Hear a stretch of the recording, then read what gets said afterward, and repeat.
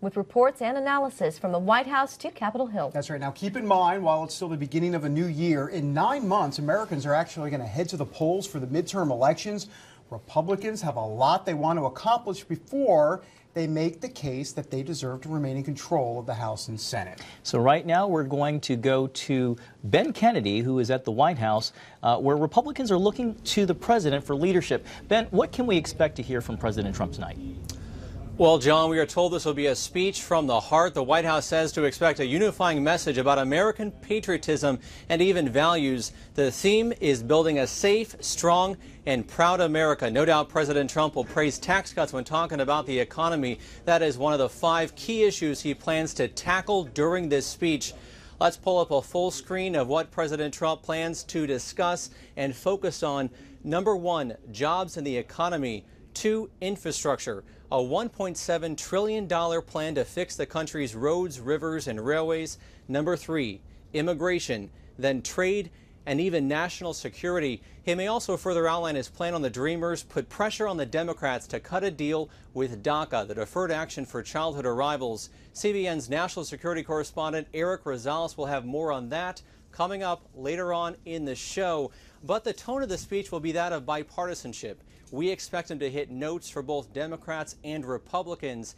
David, Jenna, John, I'm looking right here behind me. I can see the motorcade is set up. I'm expecting President Trump to walk outside very soon. But kind of a fun fact, guys, from the White House to Capitol Hill, it is 1.8 miles. That is plenty of time for President Trump to possibly put out a tweet. He has been radio silenced today on social media. So, guys, we'll have to wait and see if the Commander-in-Chief plans to give us a bit of an insight on what he plans to discuss in his first State of the Union address. All right, Ben Kennedy for us live in the field tonight. Ben, thank you very much. It's a chilly night out there in Washington, D.C. It sure is, and that 1.8 miles will be in this car, the Beast, that the president will take to the Capitol Hill. It's a short little ride. But, short little ride. It'll be interesting to see how the president handles tonight for sure. For sure. All right, we now want to go to our Capitol Hill correspondent. All right, Abigail Robertson is out there, but we're going to skip ahead and go to her a little bit later, I understand. Yes, I think now what we'll do is we'll go to Eric Rosales, who covers national security. I understand we do not have Eric either, so how about we just go to Jennifer Wishon, who's here at our desk. Here I am. It's the magic of TV. Here she is. Don't take that the wrong way. Hey, no. I'm happy to be here.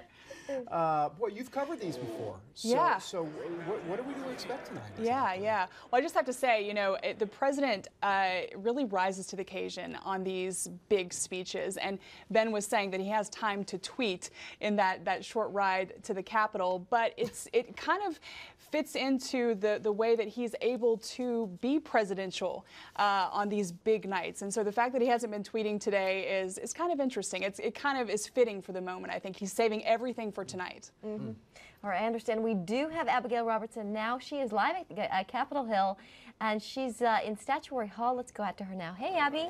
Hi. It was very exciting in Stat Hall. We just watched Vice President Mike Pence, joined by Leader McConnell, lead the full Senate into the chamber for the speech, and it was really fun. There were a couple bipartisan duos walking hand in hand, like Senator Chuck Schumer and Senator Roy Blunt. So the Senate and Congress is now in the chamber waiting for the president.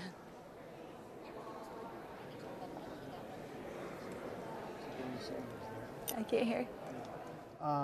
Can you hear us now, Abby? I can hear you, yep.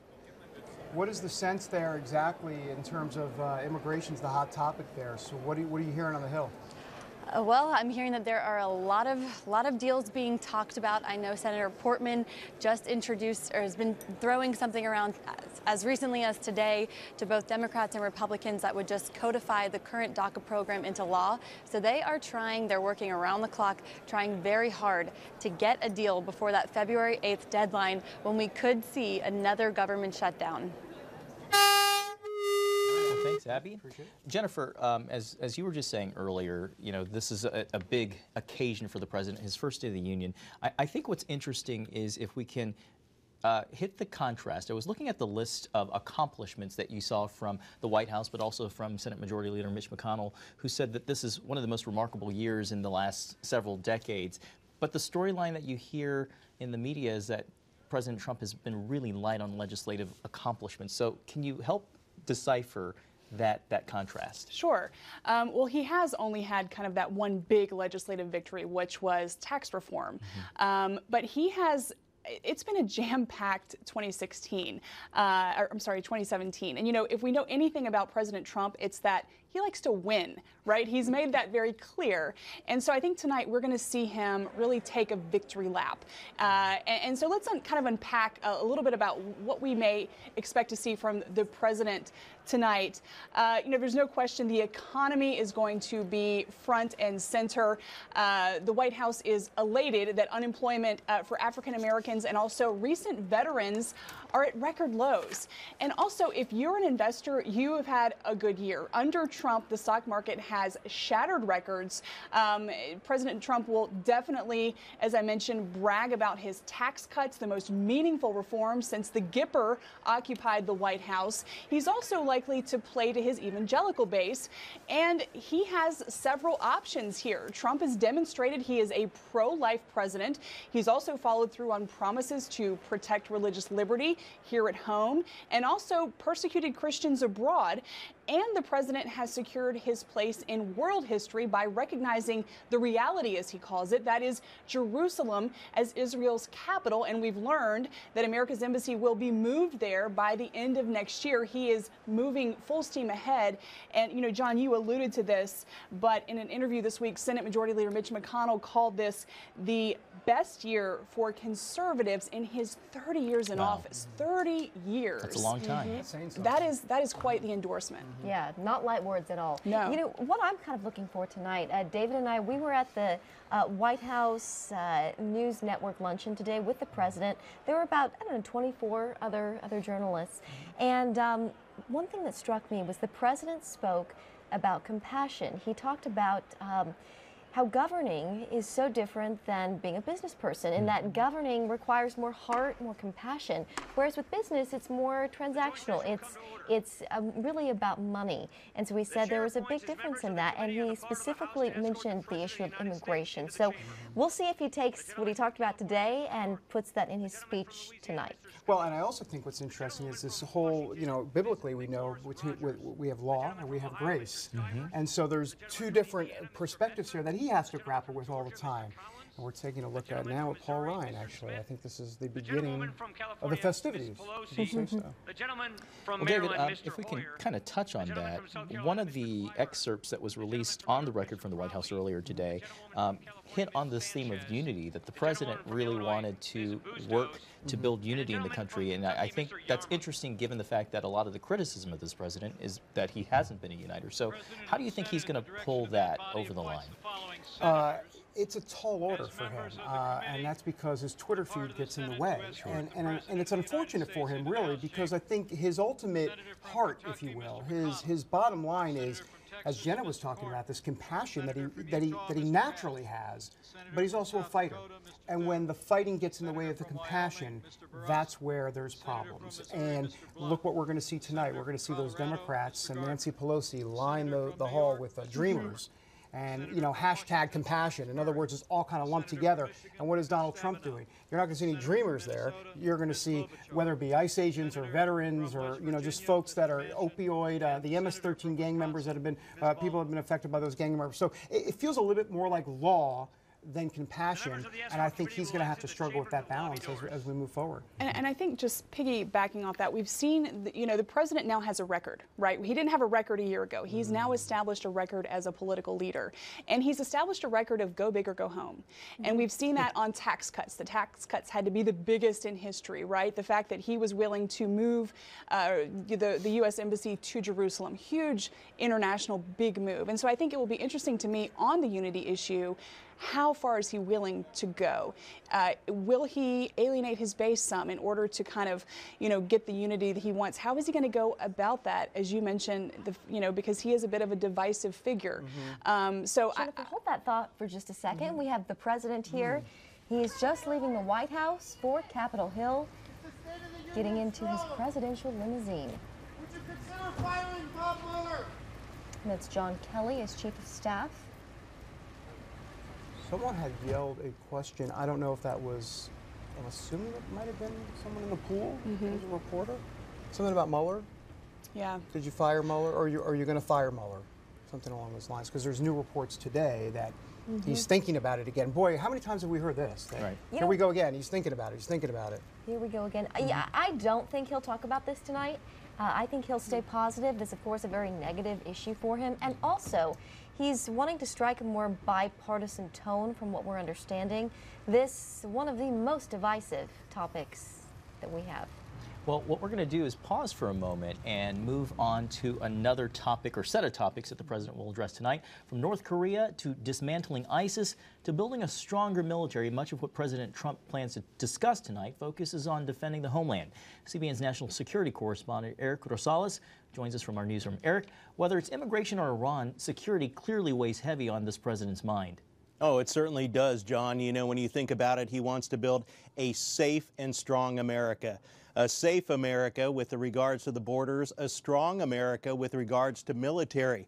But of course, as you mentioned, David mentioned there, the elephant in the room is going to be the Russia Mueller investigation, and whether or not that will be left out in the speech. More than likely, it will be left out in the speech. It's not about it's not about an opportunity to give Democrats an ability to be able to grandstand, but it's brought tensions on top of Capitol Hill. It's also caused President Trump's agenda at times to just not be heard. So that is why the Russia investigation will actually not be part of the speech, but will be part of the speech. Well, that's of course the White House immigration reform. As we take a look, $25 billion for border wall and increased border security. It also gives a 10 to 12-year path for citizenship for Dreamers. It will also affect about 1.8 million eligible Dreamers, and it'll also bring an end to chain migration in the lottery program, the visa lottery program we've heard so much about. And as we know, the big date in question as we go forward is March 8th, and it's still unclear if both sides will be able to reach an agreement together. That is something that he is going to really push for. Tonight, it's an opportunity, though, for the president to call on Congress and, for that fact, the entire American people to put the pressure on Democrats to really look at this immigration issue. And while the White House did invite several people, I've talked to many of my sources. They've invited ICE agents and also border security agents who have done an outstanding job over the past year. He's also invited parents of victims of violent crimes that involved M13 gang members. Another issue that the president is going to touch on is national security. Monday, the president met with UN Security Council to discuss the international threats that are facing the United States, including that of a nuclearized North Korea. The president wants to make a push to lawmakers to really look at their military spending and to rebuild the military. Right now, the 2019 defense budget is around $716 billion, which is a significant price hike from the previous years, about a 7% boost from the current budget. However, just like the current overdue 2018 defense budget, those budget hikes still need the price caps that can only be lifted by Congress. So the president will also talk about the efforts to defeat ISIS and Al-Qaeda in the terrorist world. But, you know, this is the president's day. President Trump will definitely try to capture the moment, try to let the American people know that his agenda is for a strong military and to keep America safe. Guys? Eric Rosales from the newsroom. Thank you, Eric. Appreciate it. You got it. You know, he mentioned America, and then, of course, is going to be a huge theme, right? Make America great again. Yeah. Of course. And here's one of the excerpts tonight. And this is the one line that struck me here. This is the quote. "This is our new American moment. There has never been a better time to start living the American dream." And I think, and we'll see what else he says tonight, but that could be a catchphrase from tonight. Once again, this is our new American moment. What does he mean by that? He's going to tout the accomplishments, your 401k, the economy, the stock market. I'm the businessman. I'm bringing back jobs. And he's going to kind of, if you will, a new morning in America that we heard so much with Ronald Reagan back in his day. So I think this is where Trump is going tonight. At least he hopes this will be the takeaway. Yeah. One excerpt that I found interesting is Americans love their country, and they deserve a government that shows them the same love and loyalty in return. So taking a dig at the past administration and also a bit at the Democrats. Again, I think going to your message too, David, this is a new day in Washington. This is a new time, a new season. What I'd like to do now, we were just seeing a shot of the balcony inside the House chamber where you could see some of the guests. Abigail Robertson is still on Capitol Hill, and she joins us again. Abby, what are some of the things we should be looking for, and who's going to be in the audience tonight? Well, besides the House and Senate members, the people to look for in their guests are DACA recipients, human trafficking victims. One of Speaker Ryan's guests is a nurse who was forced to assist in performing an abortion at 22 weeks, and she's here fighting for the Conscious Protection Act to be passed. Another thing to look out for is female lawmakers. Many of them will be wearing black tonight, as actresses did at the Golden Globes to show solidarity with the Me Too movement. All right, thank you, Abby. And real quickly, we can see Second Lady Karen Pence taking her seat in the audience. All right, Abby. Democrats, of course, they are planning to boycott this, a few of them. Talk about that. Yeah, so we're hearing that about a dozen Democratic members are planning to boycott tonight's speech. This could be one of the largest State of the Union boycotts ever. I spoke with a Republican congressman earlier about this, and he said that he's very sad to hear that, and that he thinks that they should come and be a part of America and be a part of the dialogue. And it was Congressman Pittenger, and he was telling me how he's never boycotted a State of the Union, and even if you don't agree with the president, you should still come and just be a part of this American tradition and event. All right, Abby, thanks. Thank you. Abigail Robertson on the Hill, 9 minutes and counting until, well, 9 minutes-ish until he starts to make his way down. The president will, but it will probably be more like 9:03 or so, 9:04. So what do I know about math? I don't know. I got to calculate that. I was just going to say, do you need a calculator? I really do, actually. Thanks. It's on my phone right here. Yeah, right. All right, Ben Kennedy still braving the cold at the White House, which is extremely impressive in and of itself. Ben, who has the president invited to attend tonight? Well, David, President Trump and First Lady Melania Trump has a very wide range of guests, from military veterans, police officers, moms, dads, even business owners, to highlight how his tax cuts are really helping Americans. But he also wants to honor the men and women of our military. One guest in particular is Corporal Matthew Bradford. While serving in Iraq, he stepped on an IED, shrapnel hit his eyes and blinded him. He lost both his legs. An incredibly strong person, went through several surgeries and therapy, and despite those hardships, he re-enlisted in the Marine Corps as the first blind double amputee. It is an amazing, inspiring story that President Trump really wanted to highlight, and is another reason why he invited him as one of his guests for the first State of the Union address. Ben, thanks so much for braving the cold. Keeping along those thoughts, what I like about talking about some of these guests is, of course, sometimes the guests who are invited to attend the State of the Union are there to achieve a political objective. But oftentimes it's also a reminder that politics can be above the fray. You know, some of the people who were invited included a gentleman from Texas who helped to save members of the church at Sutherland Springs during the church shooting earlier this year. There was a young gentleman who planted 40,000 flowers and carnations and flags. So it's just kind of a reminder of the American spirit, if you will, during a very divisive and partisan time in our country. So it's nice to kind of be above the fray. Jennifer, I wanted to ask you, there's a lot of talk about, as we're watching dignitaries walk in, we're seeing right now Chief Justice John Roberts, the United States Supreme Court, along with Associate Justices. I see Elena Kagan behind him, and the first time for Neil Gorsuch. That's right, there he is, Neil There he Gorsuch. is. Ruth Bader Ginsburg deciding to skip tonight's State of the Union, which is... Along with Justices Alito and Thomas. Jennifer, the point that I was going to try to make is a lot of people are asking which version of President Trump we're going to see tonight. This is a very presidential, regal event that's steeped in a lot of history, steeped in a lot of tradition, but if we know anything, President Trump is untraditional. So are we going to see him step into the role of Twitter Trump, or are we going to see him being teleprompter Trump? I think he's absolutely going to be teleprompter Trump. He is great at rising to the occasion, as we've mentioned, and I think you're going to see him, you know, we know that he's going to try to be unifying. We know that he is going to, you know, celebrate his accomplishments, and he's going to try to strike a tone going forward. You know, in the coming days, he is going to try to do something that other presidents have not been able to, which is pass meaningful immigration reform, to pass border security, which is one of the reasons that he was elected president. And so he has some very critical days coming up, and he needs to perform very well tonight. He needs to look like the commander-in-chief, and he needs to strike the right tone with Democrats who he needs, but also letting Republicans know that he is the leader of their party and he understands what conservatives in this country want. Yeah. You know, I would say this, that the mainstream media narrative through all of this tonight is going to say, they're going to say, yes, he was teleprompter Trump tonight and he looked dignified, but come on, he's really not that guy. He's really Twitter Trump.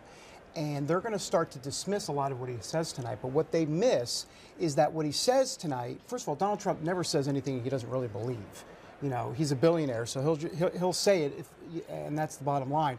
So there are two sides to him, just like there are many different facets and sides to all of us. And he's got more of that dignified side that he can play. And when he wants to play the scrap fighter, he'll go to Twitter for that. And so he'll pick and choose his spots when he has to. But what does he really want to do at the end of the day? And we got the sense at that network luncheon today that he really does want to work in a bipartisan way. But as Trump would say, he would raise his hands like as a New Yorker and say, come on, you got to help me out here. And the Democrats are determined to not give this president any victory at all. Yeah, and real quick, we're just getting word that the president has arrived at the Capitol. So just a few minutes here as he makes his way to this room. You can see on your screen where lawmakers are standing by for this highly anticipated State of the Union address. And it's so remarkable. We saw Supreme Court justices walk in. We see members of Congress. The President of the United States is now inside the Capitol. This is, I kind of get chills every year on this night because you have all three branches of the federal government under one roof.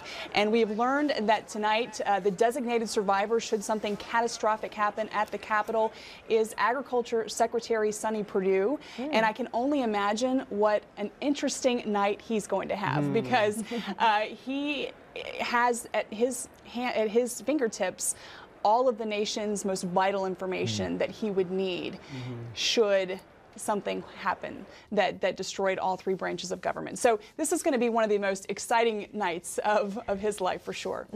Let's talk a little bit about the speech. I understand that Stephen Miller is credited for shaping and guiding much of his speech. He's often described as fiery, but also kind of the Trump whisperer.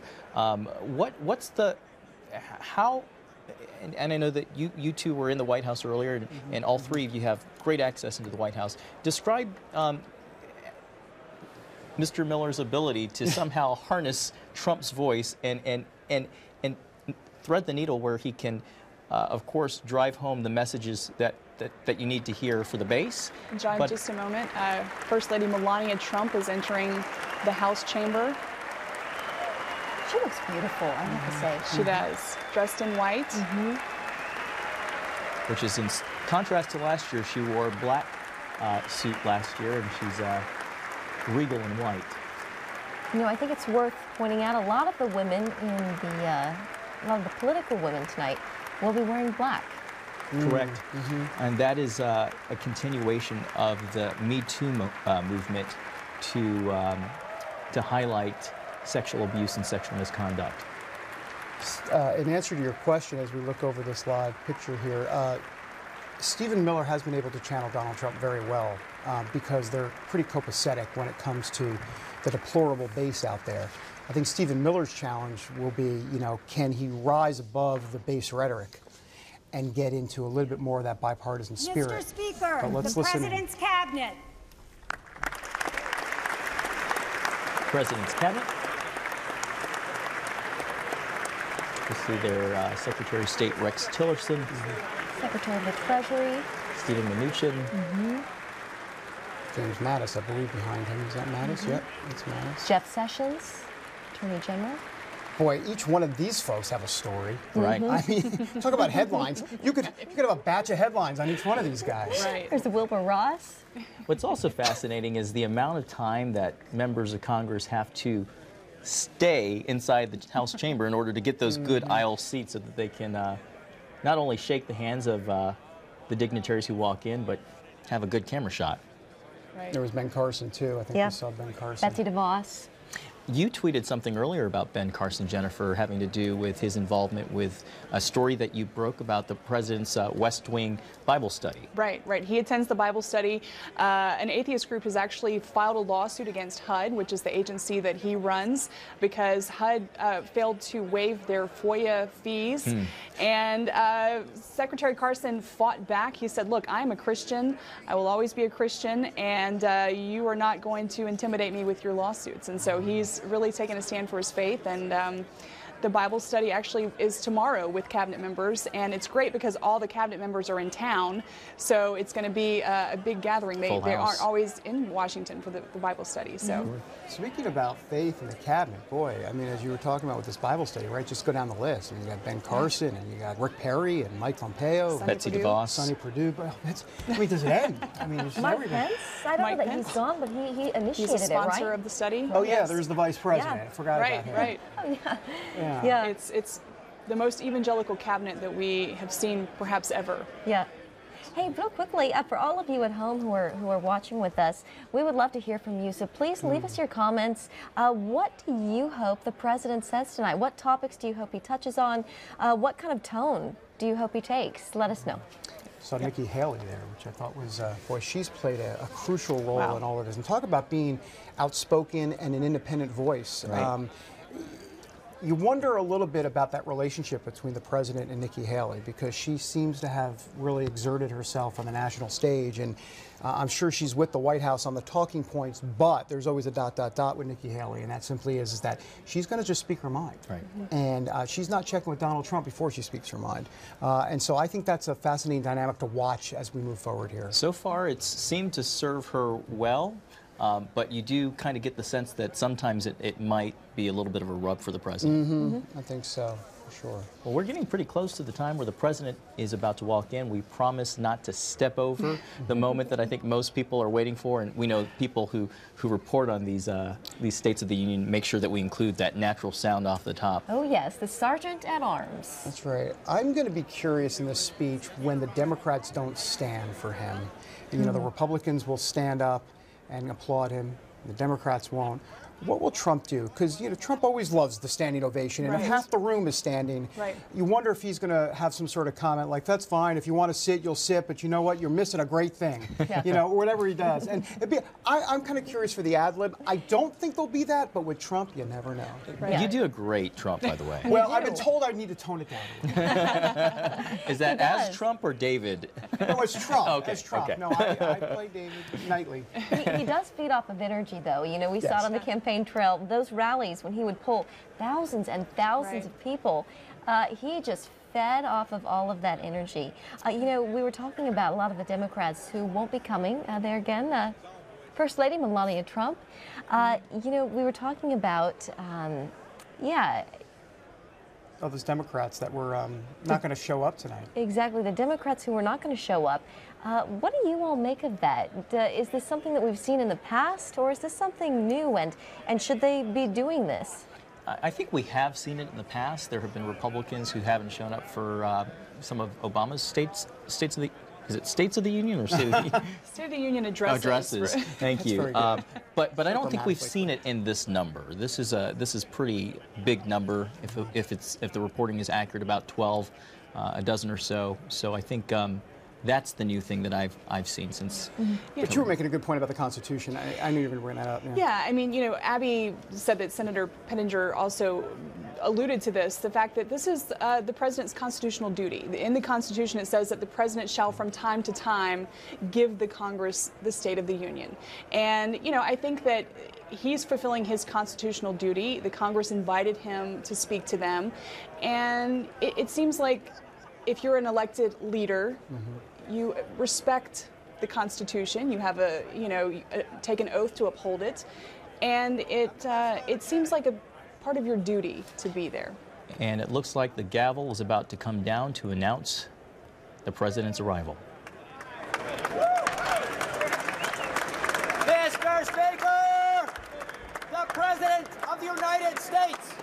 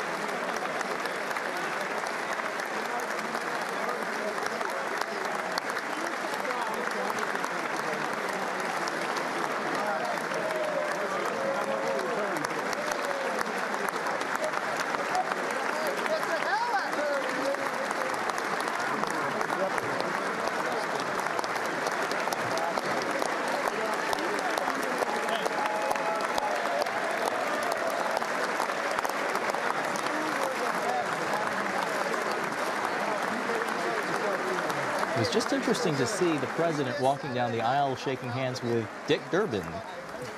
Yes, Dick Durbin. You know what I noticed? Two things. I don't know you, Jennifer and Jenna, but Kevin McCarthy behind him the whole time. They have become like, Yes. I don't know, political soulmates, Yes. which is interesting. The other thing I thought of, just on a separate side note that has nothing to do with anything, the guy is pretty much a germaphobe. Right. The president pretty much is. He doesn't like shaking people's hands, and yet he had to shake everybody's hand. Well, the several minutes long trek down the aisle to the Speaker's rostrum.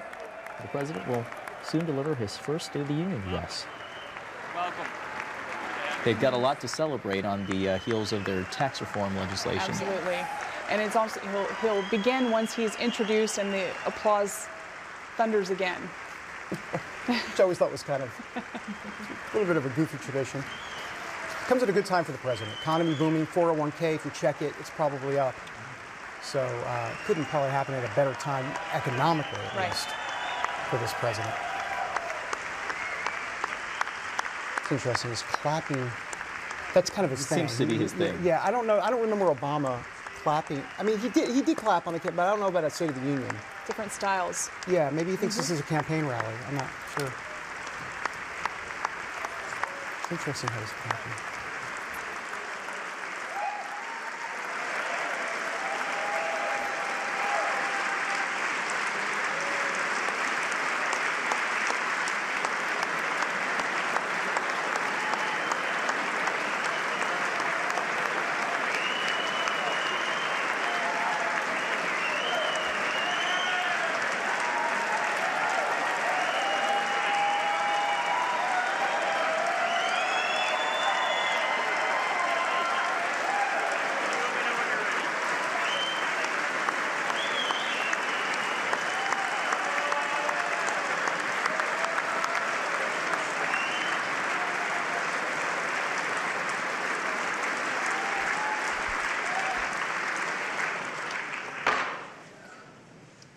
Members of Congress, I have the high privilege and the distinct honor of presenting to you the President of the United States.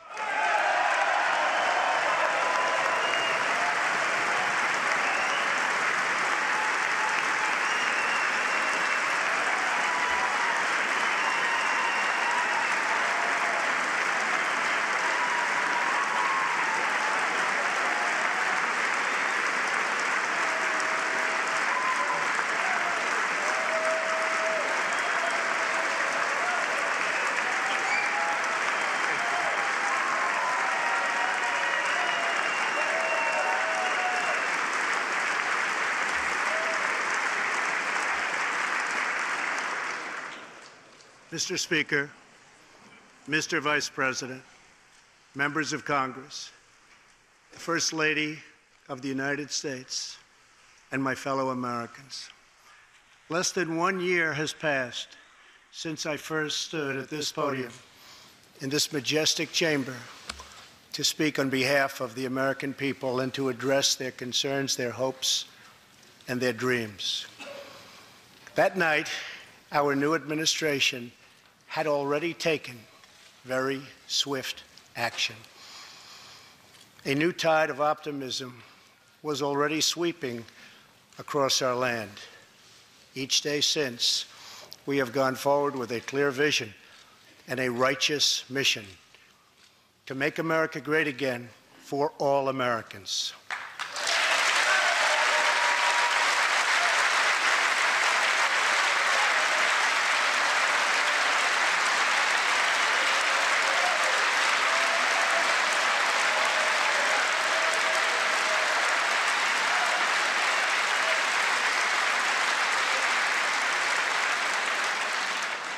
Over the last year, we have made incredible progress and achieved extraordinary success. We have faced challenges we expected and others we could never have imagined. We have shared in the heights of victory and the pains of hardship. We have endured floods and fires and storms. But through it all, we have seen the beauty of America's soul and the steel in America's spine. Each test has forged new American heroes to remind us who we are and show us what we can be. We saw the volunteers of the Cajun Navy racing to the rescue with their fishing boats to save people in the aftermath of a totally devastating hurricane. We saw strangers shielding strangers from a hail of gunfire on the Las Vegas Strip.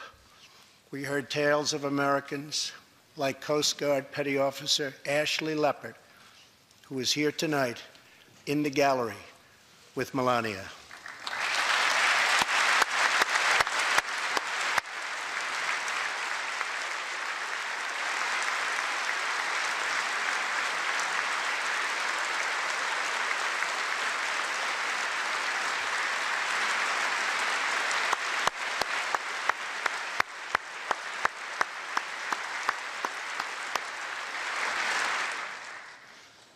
Ashley was aboard one of the first helicopters on the scene in Houston during the Hurricane Harvey. Through 18 hours of wind and rain, Ashley braved live power lines and deep water to help save more than 40 lives. Ashley, we all thank you. Thank you very much.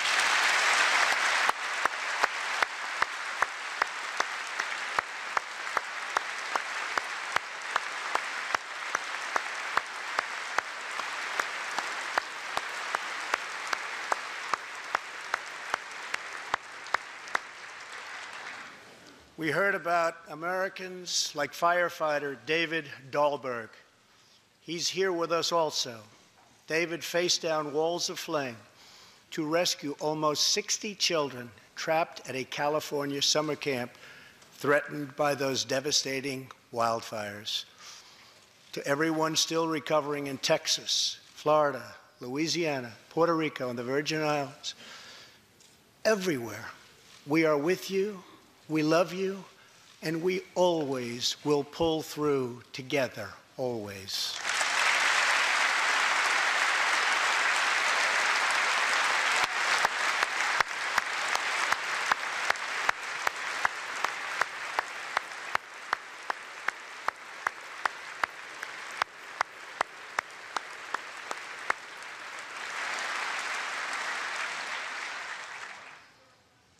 Thank you to David and the brave people of California. Thank you very much, David. Great job. Some trials over the past year touched this chamber very personally. With us tonight is one of the toughest people ever to serve in this House, a guy who took a bullet, almost died, and was back to work 3.5 months later, the legend from Louisiana, Congressman Steve Scalise.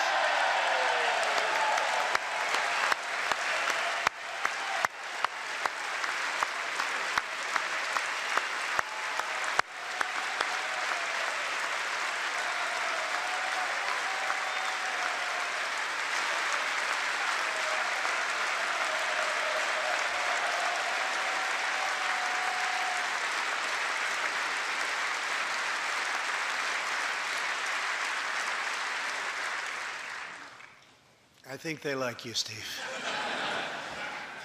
We're incredibly grateful for the heroic efforts of the Capitol Police officers, the Alexandria Police, and the doctors, nurses, and paramedics who saved his life and the lives of many others, some in this room. In the aftermath, yes.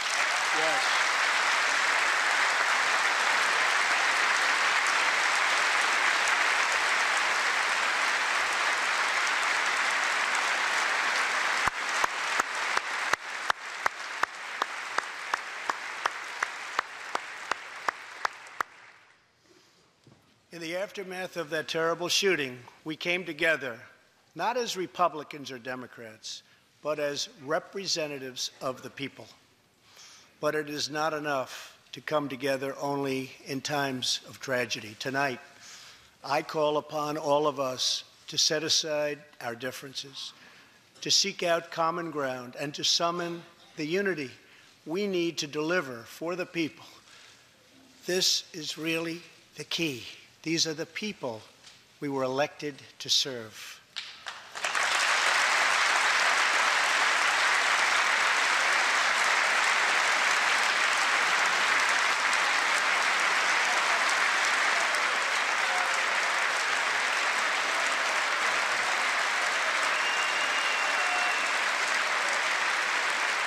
Thank you. Over the last year, the world has seen what we always knew, that no people on earth are so fearless or daring or determined as Americans.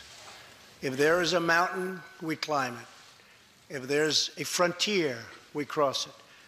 If there's a challenge, we tame it. If there's an opportunity, we seize it. So let's begin tonight by recognizing that the state of our union is strong because our people are strong.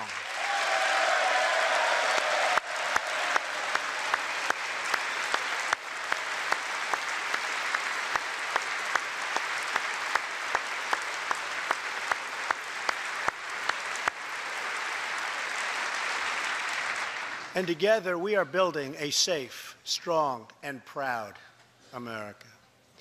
Since the election, we have created 2.4 million new jobs, including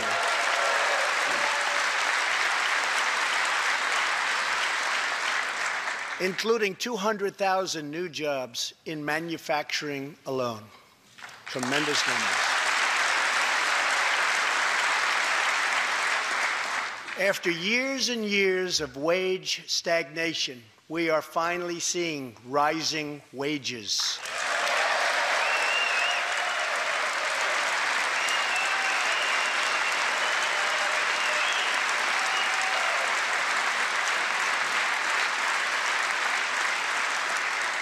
Unemployment claims have hit a 45-year low.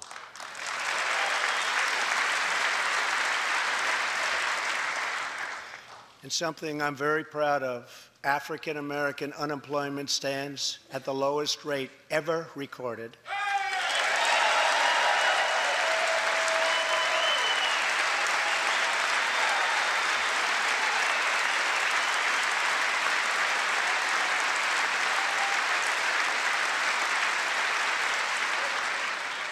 And Hispanic American unemployment has also reached the lowest levels in history.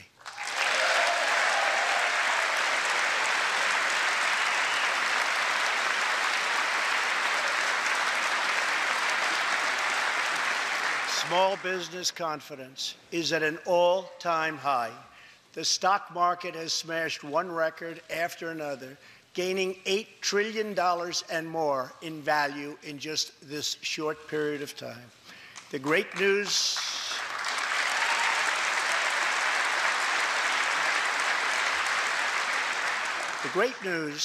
for Americans, 401k, retirement pension, and college savings accounts have gone through the roof. And just as I promised the American people from this podium 11 months ago, we enacted the biggest tax cuts and reforms in American history.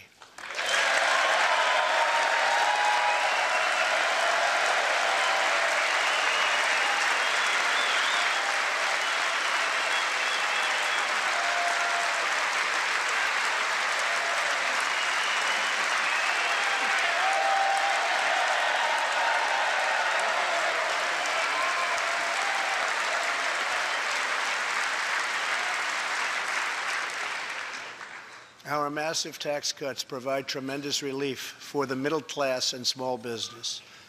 To lower tax rates for hardworking Americans, we nearly doubled the standard deduction for everyone.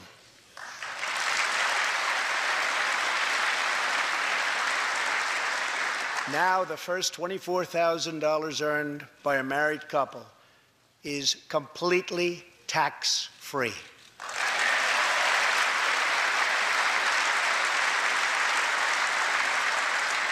We also doubled the child tax credit.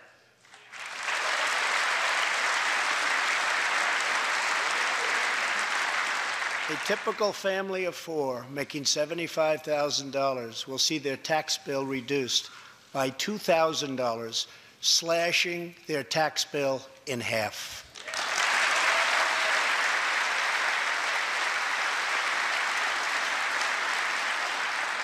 In April, this will be the last time you will ever file under the old and very broken system, and millions of Americans will have more take-home pay starting next month, a lot more.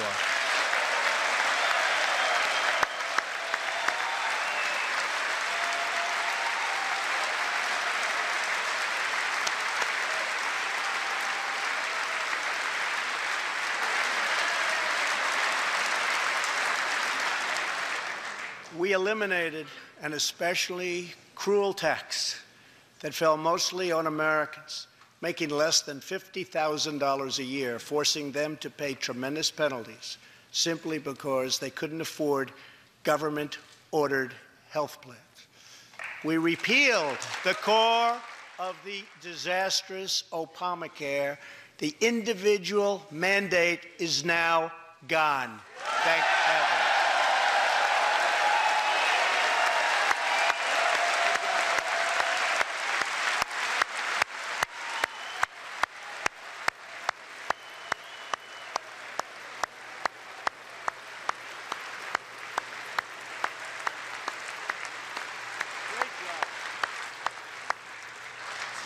We slashed the business tax rate from 35% all the way down to 21%, so American companies can compete and win against anyone else anywhere in the world.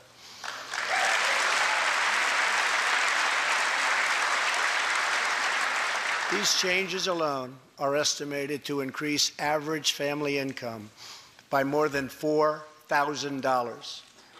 A lot of money.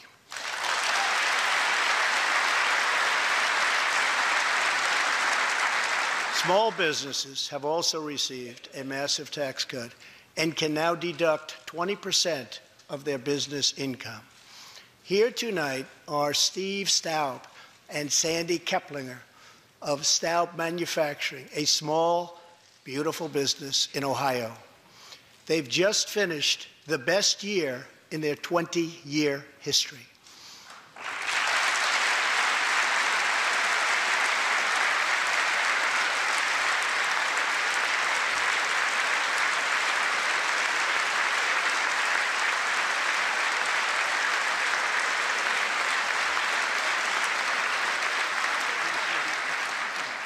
Because of tax reform, they are handing out raises, hiring an additional 14 people, and expanding into the building next door. Good feeling.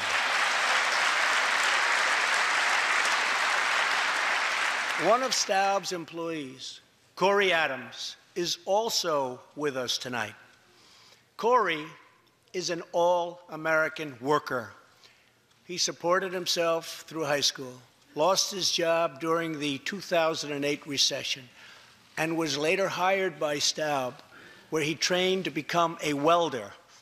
Like many hardworking Americans, Corey plans to invest his tax cut raise into his new home and his two daughters' education. Corey, please stand.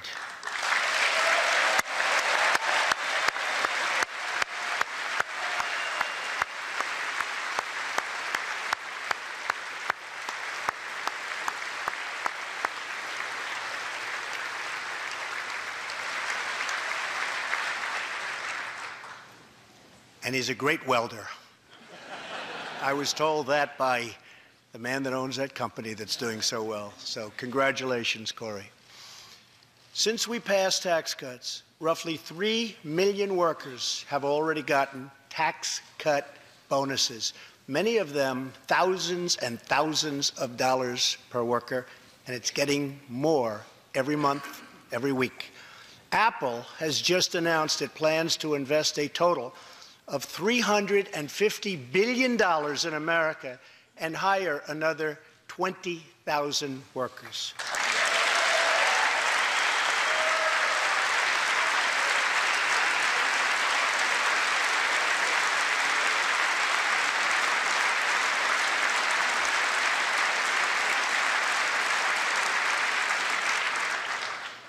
And just a little while ago, ExxonMobil announced a $50 billion investment in the United States, just a little while ago.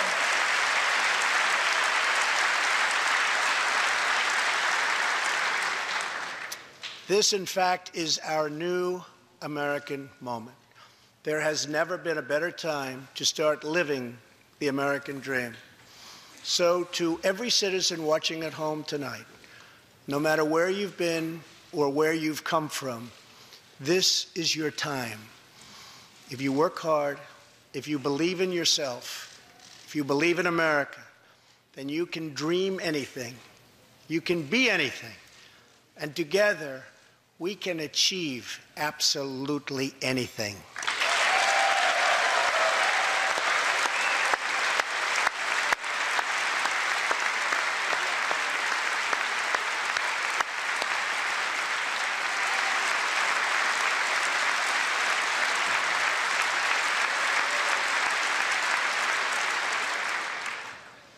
Tonight, I want to talk about what kind of future we're going to have and what kind of a nation we're going to be.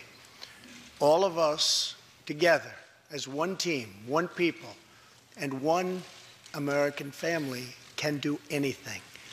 We all share the same home, the same heart, the same destiny, and the same great American flag.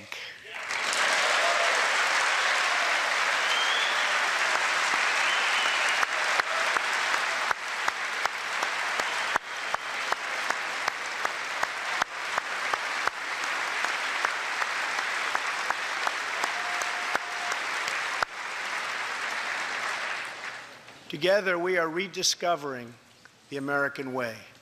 In America, we know that faith and family, not government and bureaucracy, are the center of American life. The motto is, "In God we trust."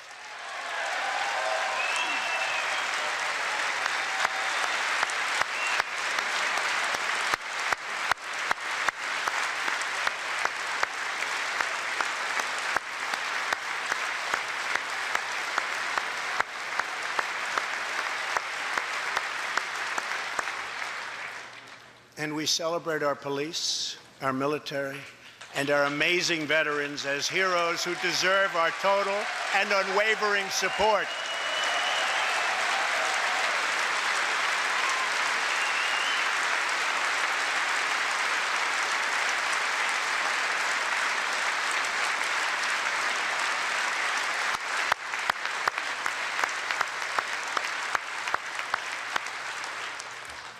Here tonight is Preston Sharp, a 12-year-old boy from Redding, California, who noticed that veterans' graves were not marked with flags on Veterans Day.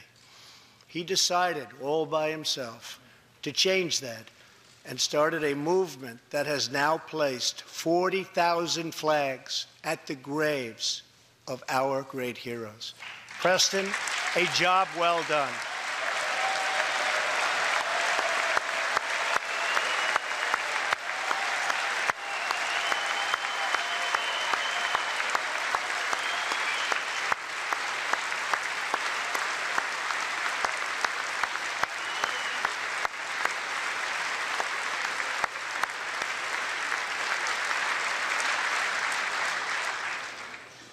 Young patriots like Preston teach all of us about our civic duty as Americans. And I met Preston a little while ago, and he is something very special that I can tell you. Great future. Thank you very much for all you've done, Preston. Thank you very much. Preston's reverence for those who have served our nation reminds us of why we salute our flag, why we put our hands on our hearts for the Pledge of Allegiance, and why we proudly stand for the national anthem.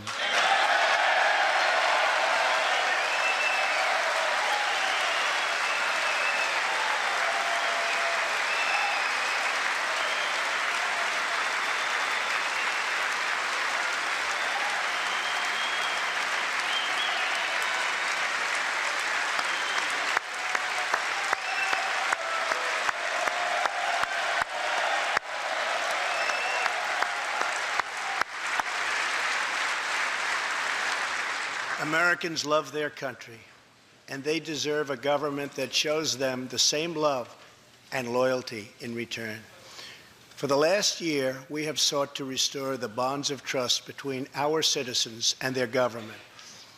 Working with the Senate, we are appointing judges who will interpret the Constitution as written, including a great new Supreme Court justice and more circuit court judges than any new administration in the history of our country.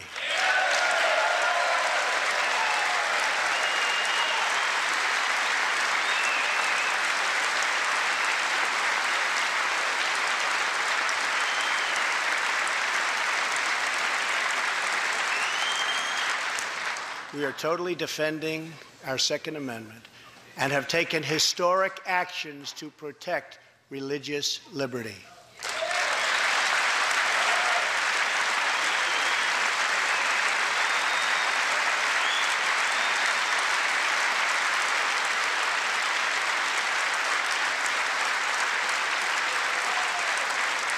And we are serving our brave veterans, including giving our veterans choice in their health care decisions.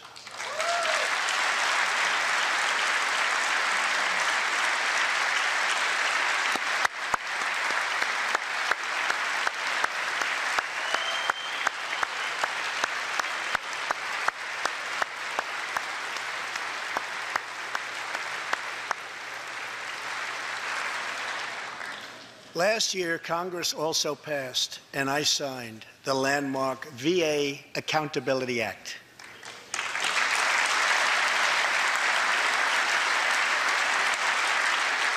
Since its passage, my administration has already removed more than 1,500 VA employees who failed to give our veterans the care they deserve, and we are hiring talented people who love our vets as much as we do.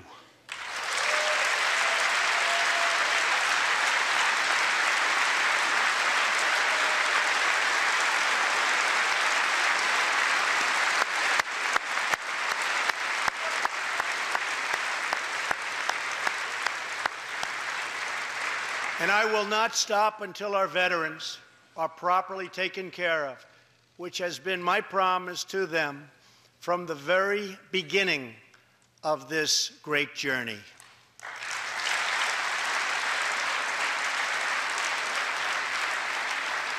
All Americans deserve accountability and respect, and that's what we are giving to our wonderful heroes, our veterans. Thank you.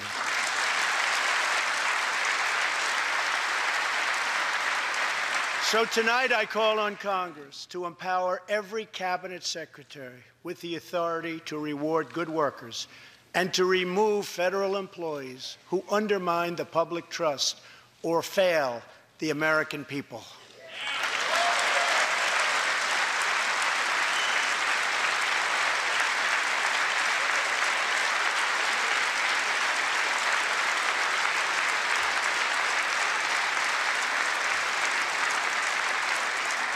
In our drive to make Washington accountable, we have eliminated more regulations in our first year than any administration in the history of our country.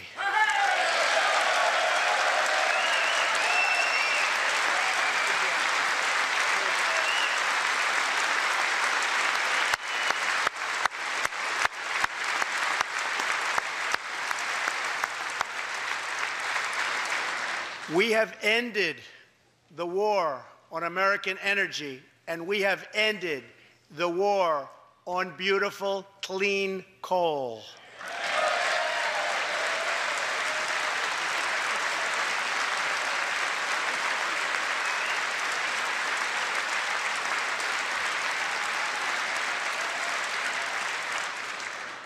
We are now very proudly an exporter of energy to the world.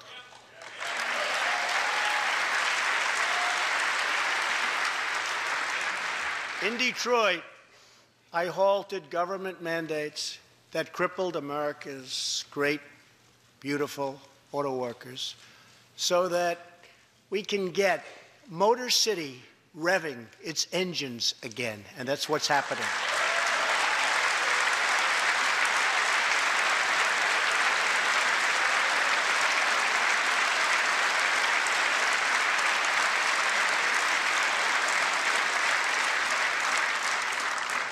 Many car companies are now building and expanding plants in the United States, something we haven't seen for decades. Chrysler is moving a major plant from Mexico to Michigan. Toyota and Mazda are opening up a plant in Alabama, a big one, and we haven't seen this in a long time. It's all coming back.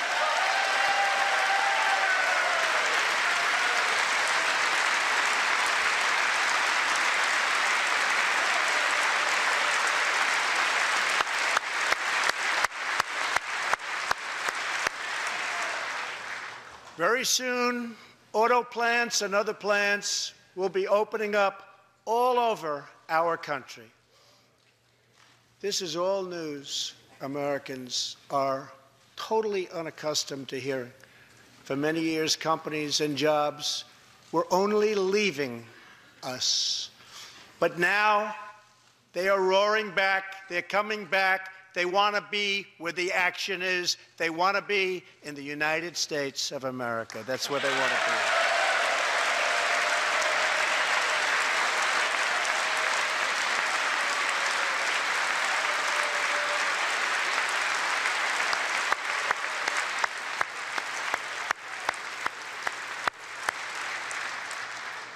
Exciting progress is happening every single day. To speed access to breakthrough cures and affordable generic drugs, last year, the FDA approved more new and generic drugs and medical devices than ever before in our country's history.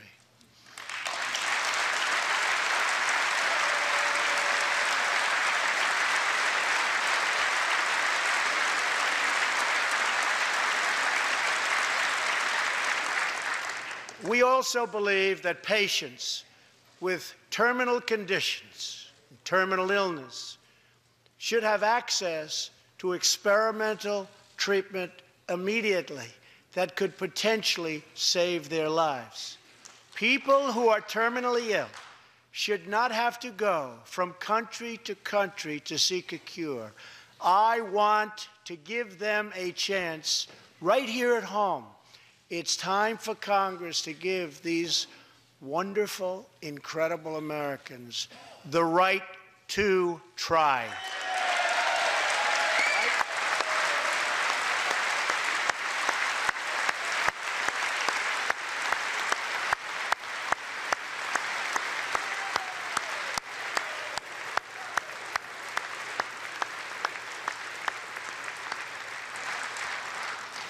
One of my greatest priorities is to reduce the price of prescription drugs.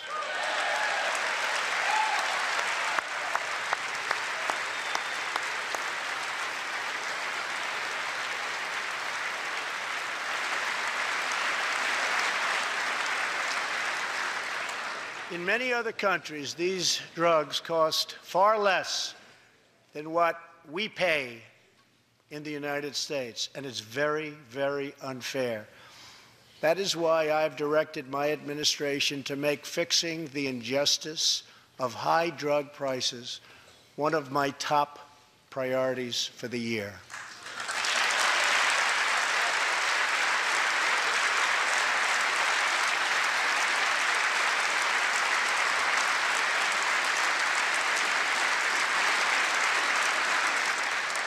And prices will come down substantially. Watch. America has also finally turned the page on decades of unfair trade deals that sacrificed our prosperity and shipped away our companies, our jobs, and our wealth. Our nation has lost its wealth, but we're getting it back so fast. The era of economic surrender is totally over. From now on, we expect trading relationships to be fair and, very importantly, reciprocal.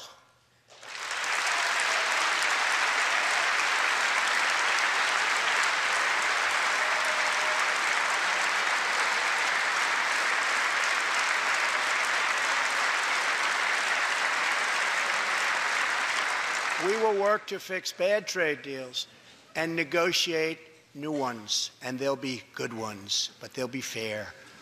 And we will protect American workers and American intellectual property through strong enforcement of our trade rules.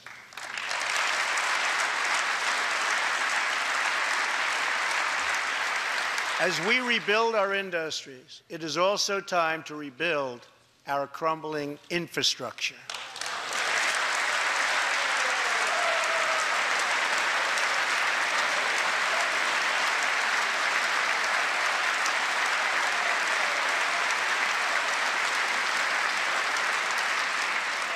America is a nation of builders. We built the Empire State Building in just 1 year. Isn't it a disgrace that it can now take 10 years just to get a minor permit approved for the building of a simple road?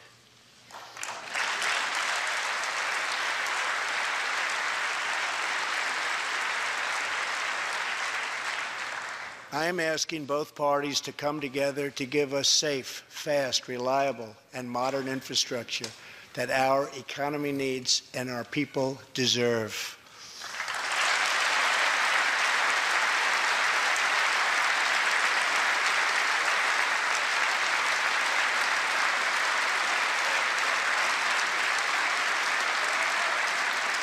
Tonight, I'm calling on Congress to produce a bill that generates at least $1.5 trillion for the new infrastructure investment that our country so desperately needs.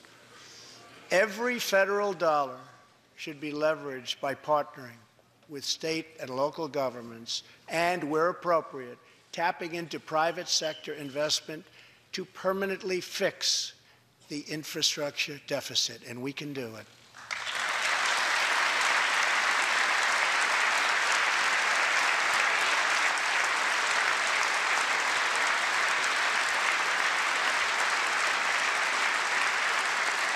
Any bill must also streamline the permitting and approval process, getting it down to no more than 2 years and perhaps even 1. Together, we can reclaim our great building heritage.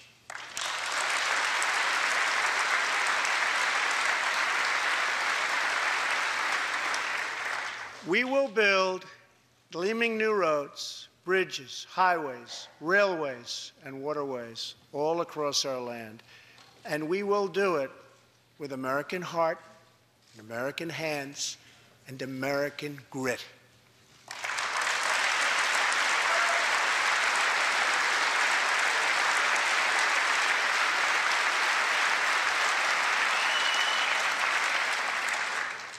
We want every American to know the dignity of a hard day's work. We want every child to be safe in their home at night.